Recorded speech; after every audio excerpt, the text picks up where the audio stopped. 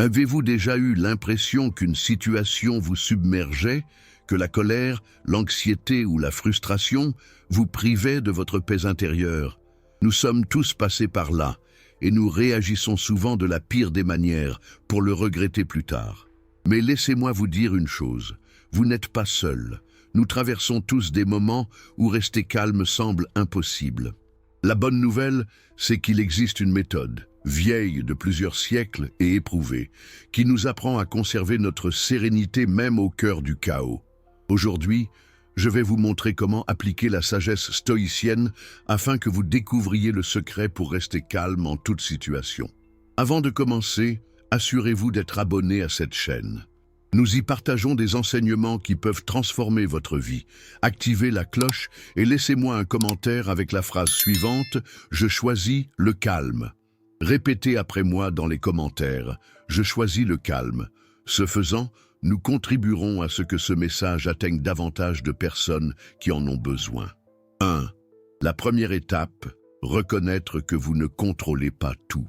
Imaginez que vous ayez une télécommande dans la main. Cette télécommande ne fonctionne que pour la télévision intérieure, vos pensées, vos décisions, votre attitude. Si vous essayez de changer de chaîne sur la télévision de votre voisin, circulation, humeur de votre patron, avis d'un membre de votre famille, vous vous sentez frustré. Le stoïcisme commence ici, séparer ce qui dépend de vous de ce qui ne dépend pas de vous. Scène de tous les jours, vous vous précipitez dehors et, pluie, circulation, klaxon, vous sentez votre corps se tendre. Vous posez immédiatement une question stoïque. Quelle partie de cette situation dépend de moi? Ce n'est pas à vous de décider s'il pleut ou si quelqu'un traverse la route sans utiliser son clignotant. Oui, cela dépend de vous. Réduire la vitesse, respirer, arriver en toute sécurité et choisir le ton avec qui vous discuterez tout au long du chemin. La règle des 2 colonnes, 60 secondes.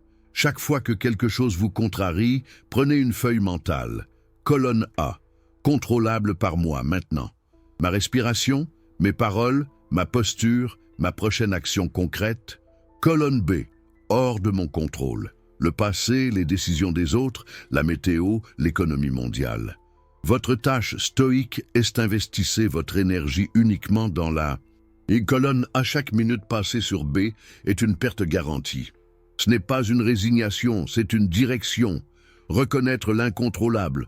Non, c'est se rendre. C'est arrête de te battre avec les fantômes et se battre là où ça compte, à l'intérieur de toi. Si le médecin retarde la consultation, ne vous précipitez pas. Ce que vous pouvez faire, prenez soin de votre sommeil, bien manger, garde l'esprit clair, décidez sereinement lorsque l'information arrive. Mantra de poche, courte phrase à utiliser quand il fait chaud. Ce n'est pas de mon ressort, je laisse tomber. C'est à moi de jouer, j'agis maintenant. Répétez-le doucement. C'est simple, mais cela brise la réaction automatique. Micro-exercice physique, 30 à 40 secondes. Le corps obéit à l'esprit, mais l'esprit obéit aussi au corps. Redressez votre dos, comme si vous resserriez un lien invisible. Expirez lentement par la bouche, comme si vous embuyiez du verre. Inspirez par le nez, en comptant jusqu'à 4. Expirez en comptant jusqu'à 6. Détendez vos épaules. Regardez un point fixe. Ce petit rituel dit au système nerveux, il n'y a pas de réel danger, juste de l'inconfort. Avec un pouls plus lent, vous pensez mieux. 3 questions directrices, pour décider sans colère ni peur. Que puis-je faire dans les 2 prochaines minutes? Envoyer un message clair, réorganiser une tâche, demander de l'aide. Que dois-je accepter pour l'instant tel qu'il est? Le retard, la réponse de quelqu'un, le bruit. Quelle vertu vais-je pratiquer dans cette scène? Patience, tempérance, courage, justice. Exemple pratique, vous. Recevez un courriel critique et injuste. La réaction impulsive, répondre avec ironie. La voix stoïque. Vous reconnaissez l'incontrôlable. Je ne contrôle pas leur ton ni leur interprétation. Vous prenez le contrôle du vôtre. Je peux demander des éclaircissements, maintenir mon respect et présenter des faits. Vous écrivez « Merci de l'avoir signalé. Je partagerai les données et proposerai un ajustement pour aujourd'hui, à 17 h. Le calme n'est pas une faiblesse, et la précision. Erreur courante qui nous prive de notre paix. Je veux que tout le monde te comprenne dès la première fois. Embrouiller contrôle avec sursurveillance. Contrôler, c'est bien choisir. La surveillance obsessionnelle, c'est la peur déguisée. Reportez ce qui dépend de vous tout en ruminant ce qui ne dépend pas de vous. Mini-plan quotidien, 5 minutes. Au réveil, faites votre liste AB, contrôlable, non contrôlable. Choisir une seule action de la liste A et l'exécuter tôt. La nuit, vérifiez. Où ai-je gaspillé de l'énergie sur l'incontrôlable et écris-le pour améliorer demain. Lorsque vous pratiquez cela, quelque chose de subtil mais énorme se produit. Votre humeur ne dépend plus de la météo mondiale. La réalité peut être trouble. On apprend à porter son propre soleil dans sa poche. Passez au sujet suivant. Maintenant que vous avez accepté ce qui vous appartient et ce qui ne vous appartient pas, nous devons protéger ce terrain intérieur. Prochaine étape, vous apprendrez à utiliser l'esprit comme bouclier afin que rien n'entre sans votre permission. 2. L'esprit comme bouclier. Maintenant que vous comprenez que tout n'est pas sous votre contrôle, vous devez apprendre à défendre ce qui vous appartient. Votre esprit. Imaginez votre esprit comme une ville entourée de murs. Si ces murs sont bas ou fissurés, la moindre parole, critique ou geste d'autrui peut s'y introduire et semer le chaos en vous. Mais si les murs sont solides, rien n'y pénètre sans votre permission. Exemple du quotidien. Quelqu'un vous insulte au travail ou un automobiliste vous hurle dessus dans la rue. À cet instant, ces mots vous frappent comme des pierres. Si la porte est ouverte, ces pierres entrent, restent et vous blessent. Mais si vous vous souvenez, ce n'est que de l'air, il n'a aucun pouvoir si je ne lui en donne pas. Puis, la pierre rebondit et tombe au sol. Tu es toujours debout, indemne. Les stoïciens enseignaient « les choses ne nous font pas de mal.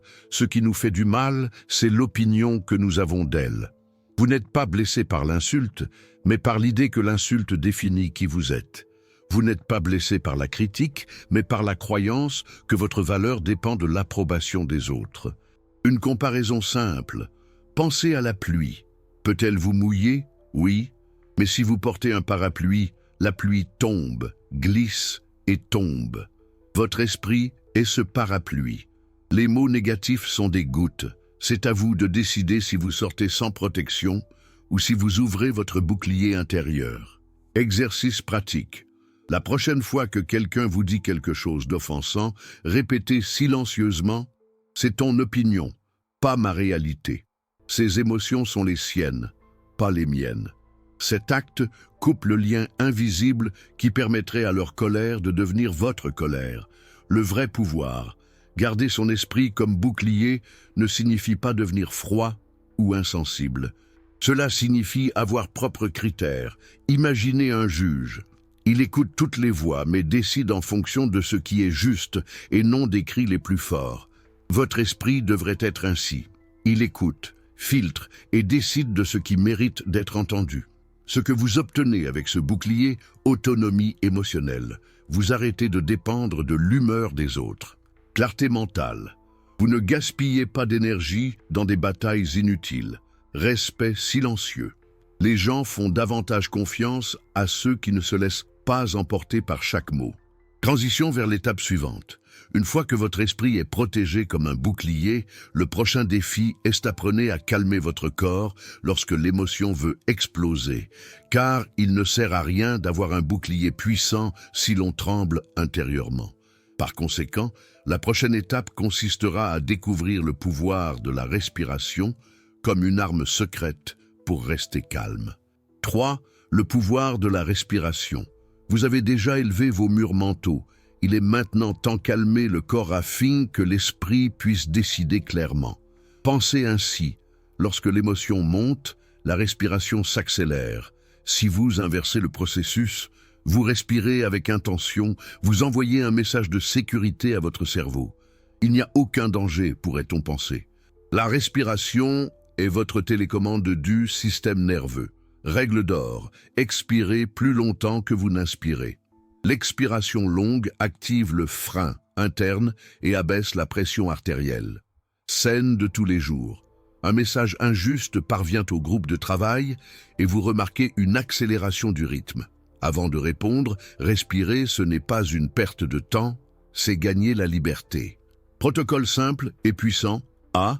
Réinitialisation 4, 6, 60, 90 secondes. Inspirez par le nez en comptant 4. Expirez par le nez ou la bouche pendant que vous comptez. Plus long. A. 6 cycles. Effet, diminue le rythme cardiaque et l'urgence de mal réagir. B. Respiration en boîte 4, 4, 4, 4. Concentration et précision. Inspirez, 4 points de contrôle. 4. Expirez, 4 points de contrôle. 4. Effectuez 4 à 6 tours. Idéal avant une conversation difficile ou une décision importante. C. Soupir physiologique. Libération instantanée des tensions. Double inhalation par le nez. Un normal plus, un court au-dessus. Longue expiration par la bouche. Répétez 2 à 3 fois. Vous sentirez votre poitrine se dégonfler et votre esprit s'éclaircir. D. 4, 7, 8. Atterrissage en douceur. Inspirez. 4 points de contrôle. 7. Expirez. 8. Utilisez-le la nuit ou lorsque l'anxiété vous serre la poitrine. Des ajustements corporels qui aident l'esprit. Posture. Redressez votre dos, comme si vous étiez suspendu à un fil au sommet de votre tête. Mâchoire, déchaussement des dents, langue derrière les incisives supérieures. Regardez, fixez un point à mi-chemin. Évitez de regarder le problème comme s'il vous dévorait. Scénario de crise, STOP, moins de 90 secondes. S, stop, détente. N'écris pas, ne réponds pas. T, respirez. Cycle 4, 6. Le, observez. Que ressens-je? Où le ressens-je? Poitrine, ventre, épaules. P, continuez. Choisir une action sobre, demander des éclaircissements, reporter de 10 minutes, proposer un horaire. Court mantra. Chaud. J'inspire la clarté. J'expire la tension. Lent à l'extérieur, forte à l'intérieur. Les erreurs qui sabotent votre calme. Respirez uniquement avec votre poitrine. Transportez l'air à l'abdomen. La main inférieure doit bouger plus que la main supérieure. Compte vite. Si vous vous précipitez, ça ne marche pas. Le rythme est plus important que les mathématiques exactes. Retenir son souffle dans un conflit. Cela vous met en mode combat sans que vous vous en rendiez compte. Entraînement quotidien minimum, 5 minutes. Demain, 2 mines, 4-6 pour commencer centré. Midi, 1 mine, un soupir physiologique, plus 2 cases, 4-4-4-4 pour recalibrer. Nuit, 2 mines, 4-7-8 pour terminer la journée sans résidus émotionnels. Faites cela pendant une semaine et vous remarquerez ce qui suit. La pause apparaît seule avant l'impulsion. Cette micro-pause est votre liberté stoïque. Elle vous donne l'espace nécessaire pour choisir la vertu plutôt que l'habitude. Passez au sujet suivant. Avec un corps calme et un esprit clair, il est temps d'ajouter perspective. Dedans ce thème qu'êtes-vous, apprendrez à vous demander « Est-ce que cela aura de l'importance dans 5 ans ?» L'outil qui réduit vos problèmes et vous donne la paix. Si ce contenu vous est utile, n'hésitez pas à aimer et à vous abonner. N'oubliez pas de commenter « Je choisis le calme » afin qu'ensemble, nous puissions élargir cet enseignement. 4. Demandez-vous, est-ce que cela aura de l'importance dans 5 ans? Lorsque l'émotion s'apaise grâce à la respiration, il reste encore une étape, donner une perspective au problème. Nous réagissons souvent comme si ce qui se passe aujourd'hui était la plus grande chose de l'univers. Mais si vous regardez la chronologie de votre vie, vous découvrez que la plupart de ces inquiétudes sont temporaires. Exemple simple, imaginez que quelqu'un vous coupe la route avec sa voiture et que vous manquez l'accident. Votre réflexe naturel est d'exploser, de klaxonner à tout rompre, voire de baisser la vitre et de crier. Mais posez-vous la question, est-ce que je me souviendrai de ce moment dans 5 ans? La réponse est presque toujours non. Dans 5 ans, vous ne saurez même plus qui était ce conducteur. Alors, vaut-il la peine de sacrifier votre tranquillité d'esprit aujourd'hui pour quelque chose qui n'aura plus d'importance demain? Un tour visuel stoïque. Imaginez un télescope. Quand vous le regardez à l'envers, tout paraît minuscule. Faites de même avec vos problèmes. Placez-les dans le temps. Une petite dette, une dispute suite à un malentendu, un commentaire sur les réseaux sociaux. Replacés 5 ans plus tard, ils perdent presque toujours toute pertinence. Marc Aurèle l'a pratiqué. Dans leur méditation, s'il a dit « Bientôt, tu seras mort, et tous ceux que tu vois maintenant le seront aussi ». Qu'est-ce que ça peut faire alors? Ce n'est pas une pensée triste, mais libératrice. Elle nous rappelle que ce qui paraît immense aujourd'hui, à l'échelle de la vie, est en réalité minuscule. Exercice pratique. La prochaine fois que quelque chose vous contrarie, demandez-vous, est-ce que cela aura de l'importance dans 5 jours? Si oui, demandez-vous, est-ce que cela aura de l'importance dans 5 mois? Et enfin, est-ce que cela aura de l'importance dans 5 ans? Vous verrez que 90% de ce qui vous vole votre paix aujourd'hui se dissout dans ce filtre du temps. Scène personnelle. Repensez à votre adolescence. Vous avez probablement vécu un examen, une amitié brisée ou un amour non partagé. À l'époque, cela ressemblait à la fin du monde. Aujourd'hui, vous y repensez avec le sourire et même avec gratitude pour ce que vous avez appris. Il en sera de même pour beaucoup de choses aujourd'hui. Le temps transformera les drames en anecdotes. L'effet immédiat. Cette question tranche avec l'intensité émotionnelle. Lorsque vous réalisez que tout ne mérite pas votre énergie vitale, votre esprit s'allège, votre corps se détend et le calme s'installe. Passez au sujet suivant. Et voici qu'apparaît un autre outil essentiel. Apprenez à lâcher prise sur ce qui ne mérite pas votre énergie. Parce qu'une fois que vous savez que quelque chose n'aura plus d'importance dans 5 ans, l'étape suivante est pratiquer l'indifférence sélective. Choisissez judicieusement ce à quoi vous prêtez attention et ce à quoi vous ne prêtez pas attention. Voulez-vous que je continue maintenant avec Outem 5, la pratique de l'indifférence sélective dans ce même style? 5. La pratique de l'indifférence sélective. Maintenant que vous avez appris à mettre vos problèmes en perspective dans le temps, il est temps de lâcher prise sur ce qui ne mérite pas votre énergie. L'indifférence sélective est comme un filtre. Vous décidez ce que vous laissez entrer dans votre esprit et ce que vous laissez simplement passer. Tout ce qui se passe autour de vous ne mérite pas votre attention ni votre calme. Imaginez votre esprit comme une maison. Vous n'ouvririez pas la porte à un inconnu qui frapperait, n'est-ce pas? Le même phénomène se produit avec vos pensées et vos émotions. Chaque critique, chaque commentaire négatif, chaque geste de dédain est comme si quelqu'un frappait à votre porte. À vous de choisir, ouvrir et servir un café ou simplement ne pas répondre. Exemple du quotidien. Un inconnu écrit un commentaire offensant sur vos réseaux sociaux. Votre premier réflexe est de réagir, de prouver que vous avez raison. Mais ensuite, le stoïcisme entre en jeu. Cette personne mérite-t-elle vraiment mes minutes de vie? Son opinion compte-t-elle dans mon cheminement vertueux? Si la réponse est non, vous pratiquez l'indifférence sélective.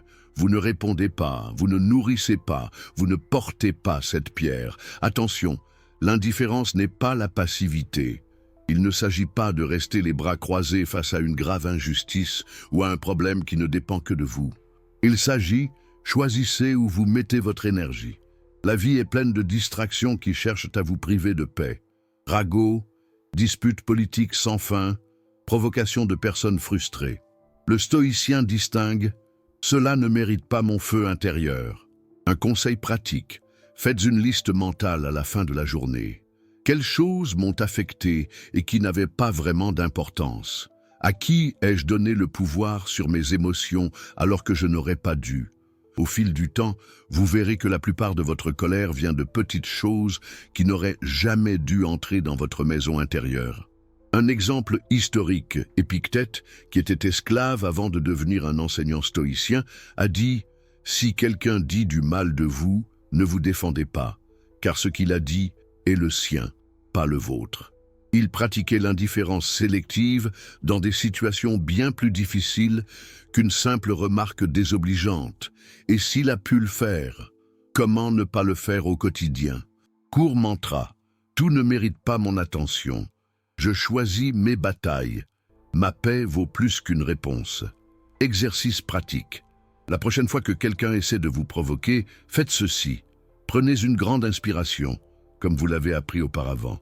Demandez-vous, est-ce que cette personne mérite mon énergie vitale? Si la réponse est non, souriez intérieurement et passez à autre chose. C'est de l'indifférence sélective, un acte de liberté. Passez au sujet suivant. Et lorsque vous apprenez à ignorer judicieusement, vous réalisez quelque chose de plus puissant. Les grands sages du passé, comme Socrate, maîtrisaient cette pratique à la perfection. Dans l'étape suivante, nous verrons comment Socrate a réagi aux insultes et pourquoi son exemple reste un modèle pour rester calme. Voulez-vous que je continue maintenant avec vous? Thème 6, l'exemple de Socrate dans ce même style. 6. L'exemple de Socrate. Nous arrivons ici à l'un des exemples les plus brillants de l'histoire. Socrate, le maître qui savait rester calme, même lorsqu'il était provoqué. Imaginez la scène. Un homme l'insulte en public, s'attendant à ce que Socrate perde son sang-froid, crie, se défende avec colère. Mais Socrate le regarde simplement et répond calmement « C'est ce que tu penses ». Imaginez la puissance de cette réponse, ni argument, ni réaction. D'une seule phrase, il fermait la porte de son esprit au poison des paroles des autres, car il comprenait que l'opinion d'autrui ne change pas la vérité de qui vous êtes. Exemple pratique pour aujourd'hui. Quand on vous critique, il est normal d'avoir l'impression que votre honneur est en jeu. Mais posez-vous la question suivante. Qu'est-ce que je gagne à réagir avec colère? Est-ce que cela me rapproche de ma paix intérieure ou m'en éloigne? La plupart du temps, se battre signifie perdre le contrôle de soi-même, tandis que rester calme signifie faire preuve de domination, la sagesse derrière le silence. Socrate n'avait pas besoin de crier. Sa force résidait dans son calme, car ceux qui ne cèdent pas aux provocations montrent que leur monde intérieur est en ordre. Et c'est là le véritable respect, non pas celui qu'on exige en criant, mais celui qu'on gagne par la sérénité. Un conseil stoïque. La prochaine fois que quelqu'un vous offense, souvenez-vous de Socrate. Vous n'êtes pas obligé de répondre à tout. Parfois, le meilleur argument est le silence, et la meilleure défense, un sourire serein. Dans ces moments-là, le calme vaut 1000 mots. Passez au sujet suivant. Mais que se passe-t-il lorsque nous ne parvenons pas à atteindre ce calme et que nous nous laissons dominer par la colère? L'étape suivante consiste à comprendre que la colère est comme le feu. Avant de brûler les autres, elle nous détruit d'abord nous-mêmes. C'est la leçon que nous allons examiner dans le point suivant. Voulez-vous que je continue à le développer maintenant? Thème 7, la colère comme un feu qui détruit celui qui l'entretient, dans ce même style stoïque, avec des exemples et des exercices pratiques. 7.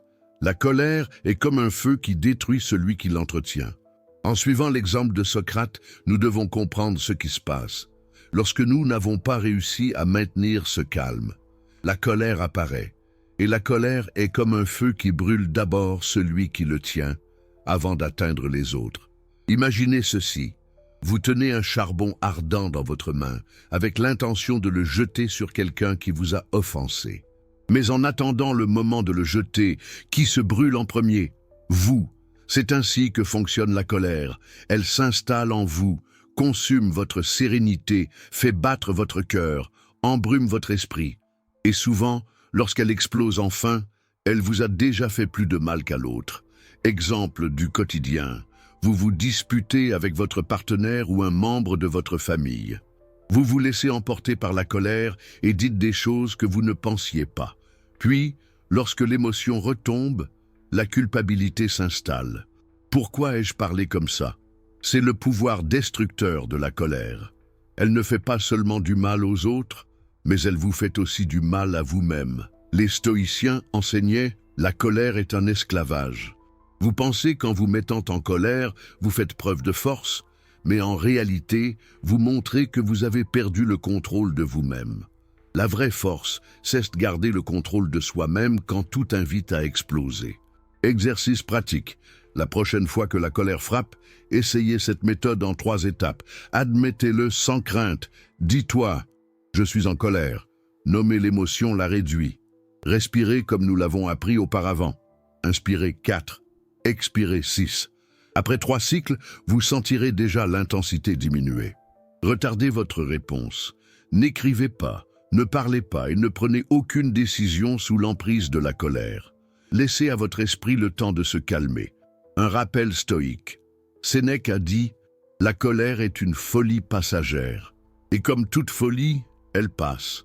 Mais elle peut laisser des ruines si nous agissons sous son contrôle. » C'est pourquoi le sage ne se laisse pas emporter. Il observe la colère, la reconnaît et la laisse partir. Court mantra, je ne serai pas esclave de ma colère. Le calme me protège plus que la colère. Passez au sujet suivant. Comment pouvons-nous nous préparer à ne pas être pris au dépourvu par les tempêtes de la vie? Les stoïciens avaient une pratique puissante.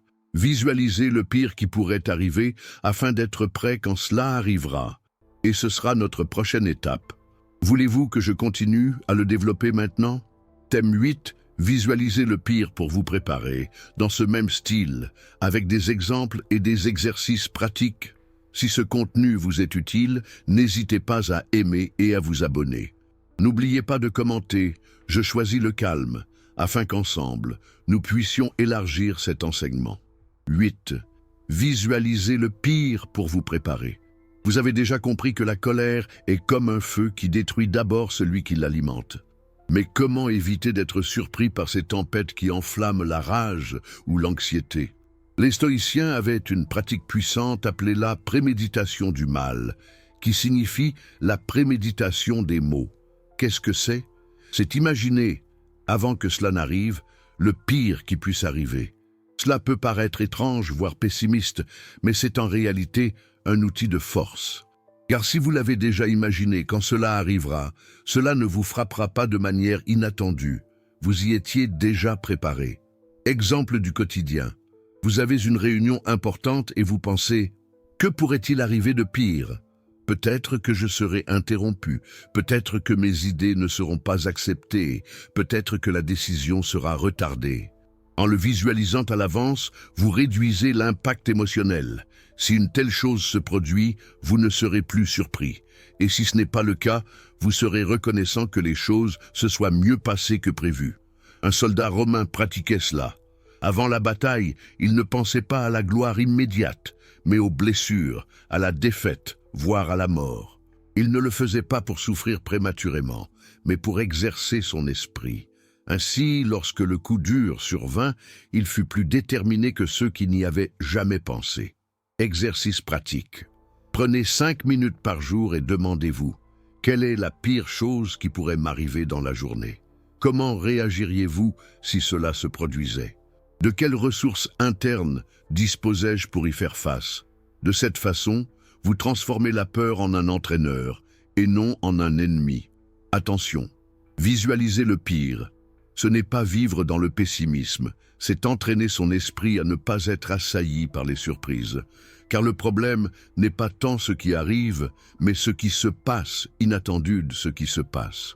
Et si vous l'avez déjà répété intérieurement, vous perdrez moins d'énergie quand cela arrivera. Court mantra, je l'ai vu dans mon esprit, je peux y résister dans la vie. Rien ne me prend au dépourvu. Passez au sujet suivant.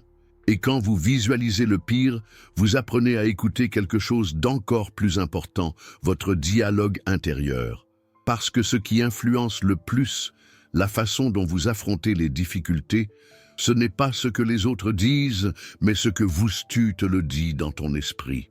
C'est ce que nous verrons dans la prochaine étape.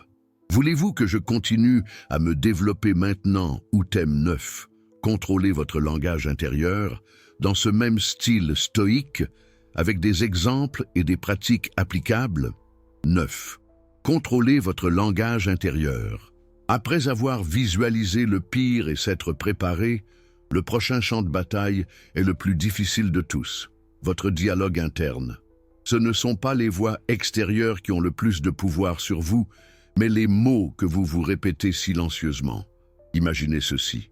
2 personnes se trouvent dans la même situation, elles perdent leur emploi. L'une pense « je suis un raté, je ne suis bon à rien ». L'autre dit « c'est dur, mais c'est une chance de prendre un nouveau départ ». Qu'est-ce qui a changé? Non pas le fait, mais le langage intérieur. Ce que nous nous disons devient la lentille à travers laquelle nous voyons le monde. Les stoïciens le savaient bien. Épictète a dit « Nous ne sommes pas affectés par les choses, mais par ce que nous pensons des choses. » Si votre dialogue intérieur est négatif, vous multipliez la douleur. Si vous le transformez en sagesse et en sérénité, vous transformez la difficulté en force. Exemple du quotidien. Vous êtes coincé dans un embouteillage et vous pensez « ça m'arrive toujours, c'est insupportable ». Cette phrase attise votre colère. Mais si vous changez le texte, « je ne contrôle pas la circulation, mais je peux en profiter pour écouter un bon livre audio ou réfléchir en silence », l'expérience devient supportable, voire utile. Exercice pratique. Pendant une journée entière, observez les phrases que vous vous répétez lorsque quelque chose ne se passe pas comme prévu. Notez-les à la fin de la journée. Ensuite, remplacez-les par des versions plus sages de « je n'en peux plus ». 1. J'ai surmonté des choses pires, je peux gérer ça aussi. 2. C'est injuste. 1. C'est l'occasion d'entraîner ma patience. 2. Je ne vaux rien. 1. Ma valeur ne dépend pas de l'erreur ou de l'opinion de quelqu'un. Un mantra stoïque. Chaque fois que votre esprit commence à penser à des phrases de défaite, répondez par « Ce que je pense détermine ma façon de vivre. Je suis le maître de mes mots intérieurs. L'impact réel. » Maîtriser son langage intérieur ne signifie pas se tromper soi-même ni nier la réalité. Il s'agit de choisir un scénario qui vous renforce plutôt qu'il ne vous affaiblit. L'esprit est comme un jardin. Si vous laissez pousser les mauvaises herbes, elles vous étouffent. Si vous semez des paroles vertueuses, vous récoltez calme et clarté. Passez au sujet suivant.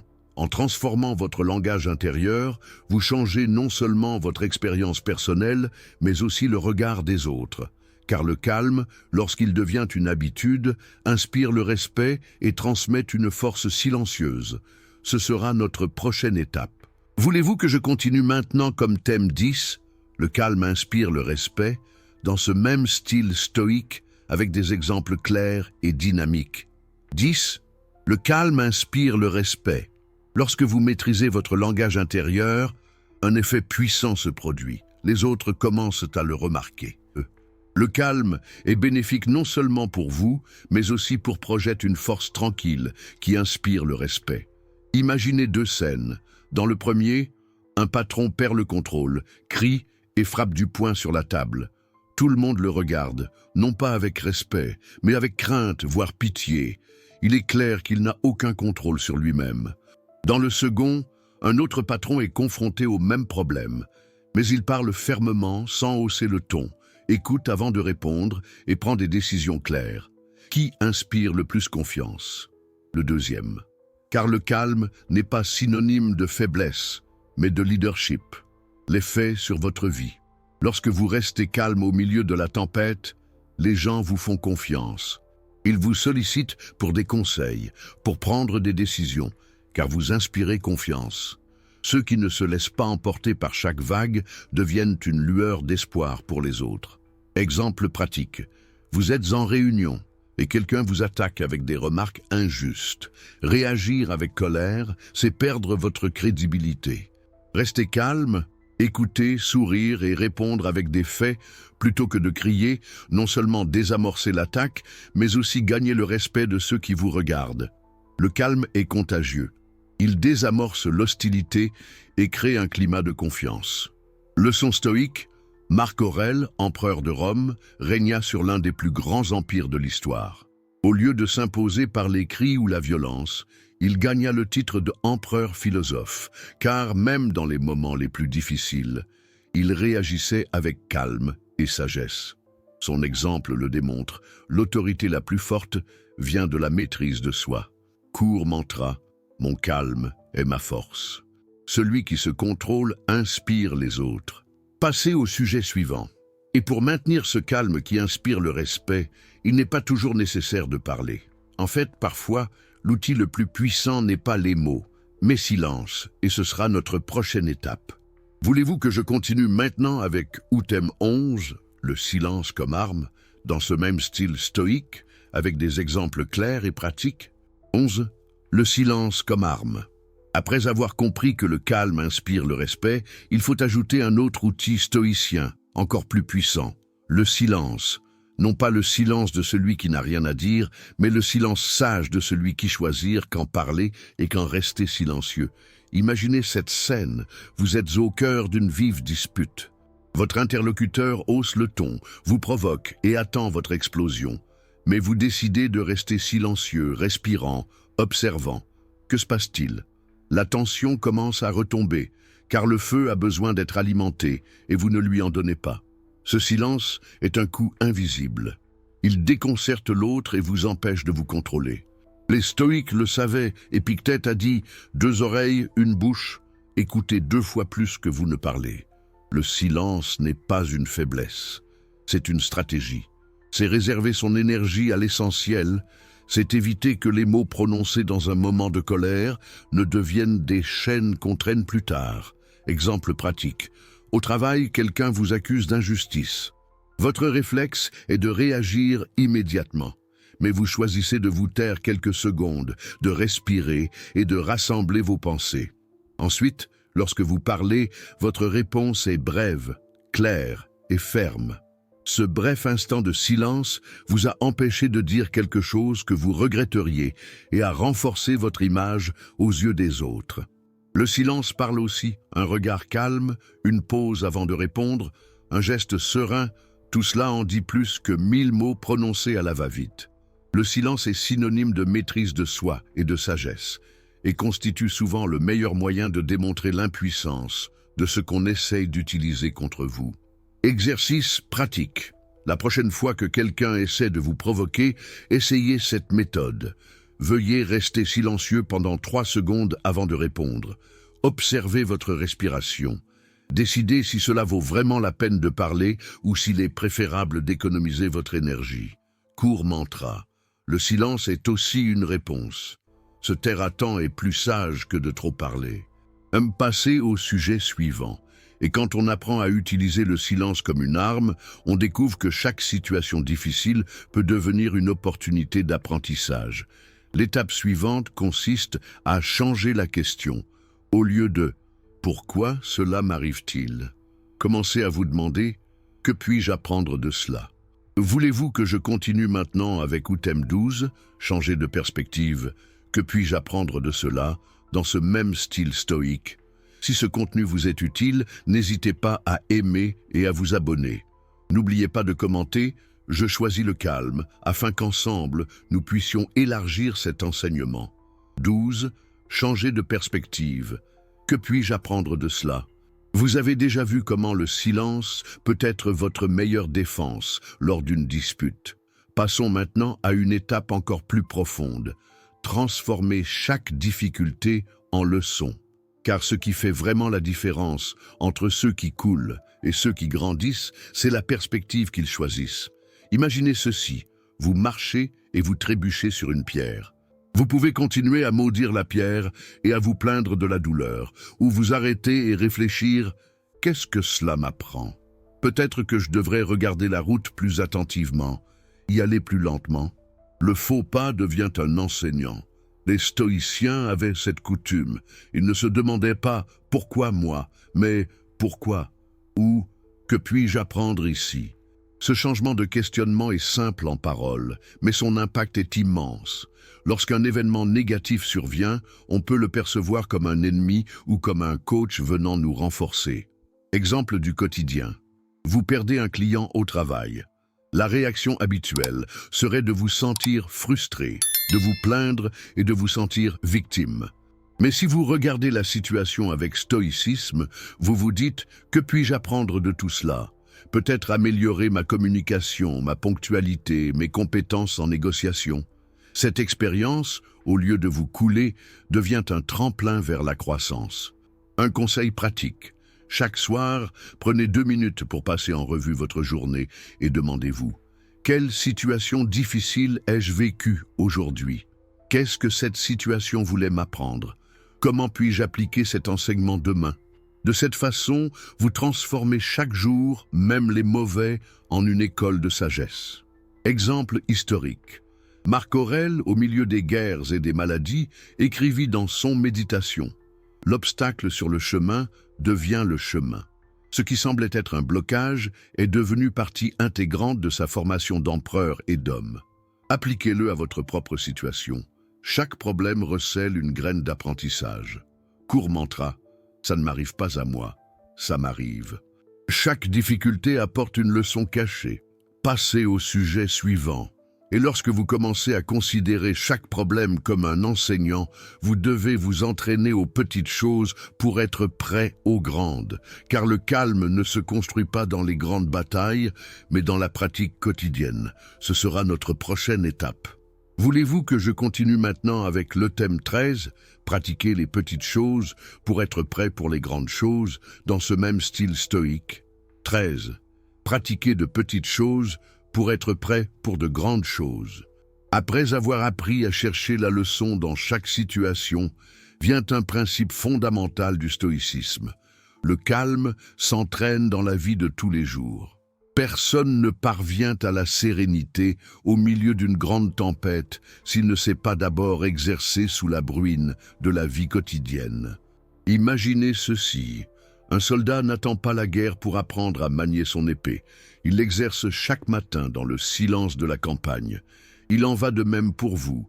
Si vous voulez garder votre calme dans les moments importants, une crise familiale, une perte, une injustice, vous devez d'abord vous entraîner aux petits détails. Exemple pratique. Quand quelqu'un vous coupe la file au supermarché, votre réaction naturelle serait de vous mettre en colère. Mais voici une occasion de vous entraîner. Respirez, souriez, lâchez prise. Vous renversez du café sur votre chemise juste avant de quitter la maison. Ça vous met en colère toute la journée? Ou vous dites peut-être, ce ne sont que des vêtements, ça ne me définit pas, je les nettoie et je passe à autre chose. La connexion Internet tombe en panne lors d'une réunion importante. Vous pouvez crier et jurer, ou profiter de ce moment pour faire preuve de calme et chercher des solutions. Les stoïques voyaient une opportunité dans chaque détail.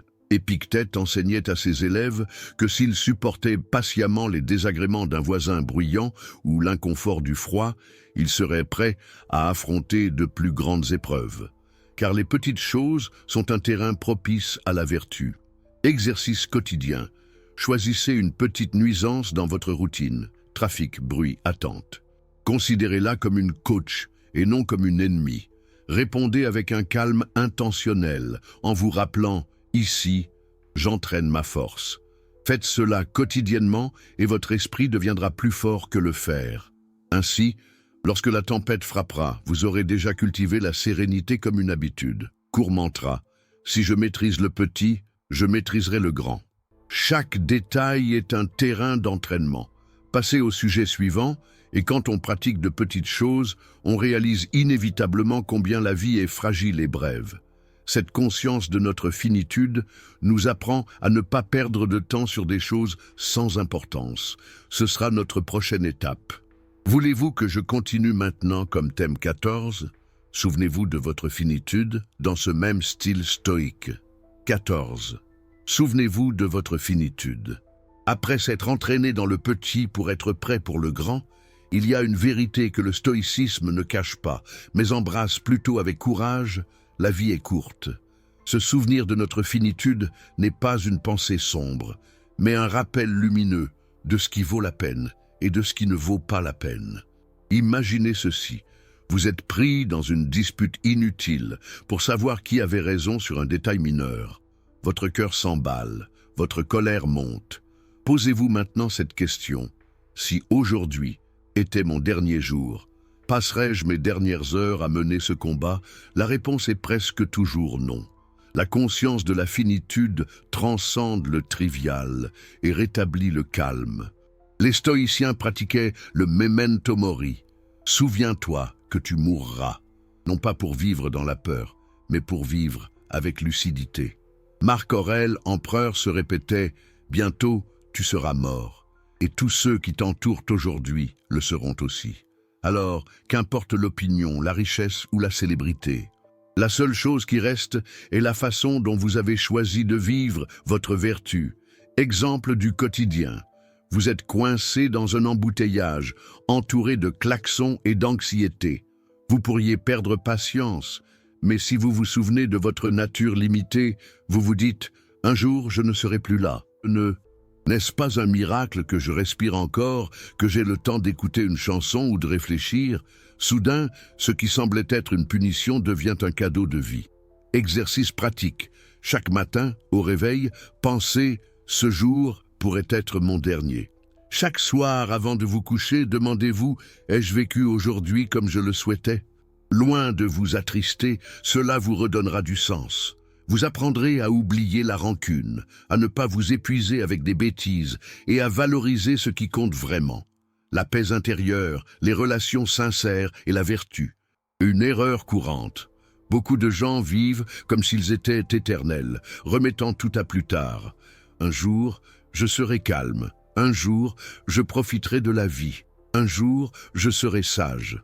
Mais en réalité, nous n'avons pas de « un jour », nous n'avons que cet instant. Le stoïcien le sait et en profite pleinement. Court mantra. Le temps est limité, je ne le gaspillerai pas dans la colère. Chaque jour est un cadeau, pas un droit. Passez au sujet suivant. Et nous arrivons ici au point culminant.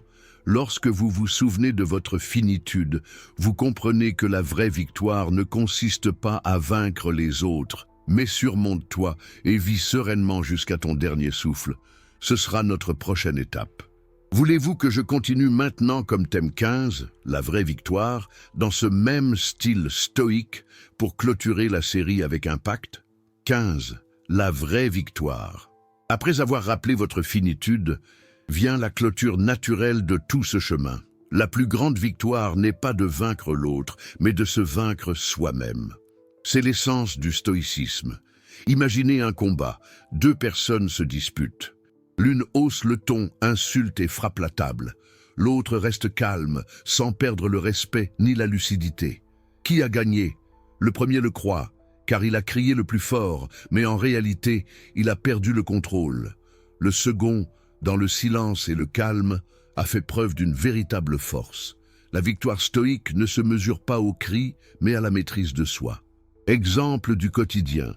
Quelqu'un vous provoque dans la rue, s'attendant à une réaction violente. Si vous répondez, vous tombez dans son piège. Si vous restez calme et continuez votre chemin, que se passe-t-il? Vous n'avez pas perdu votre calme, vous n'avez pas risqué votre sécurité, vous n'avez pas gaspillé votre énergie.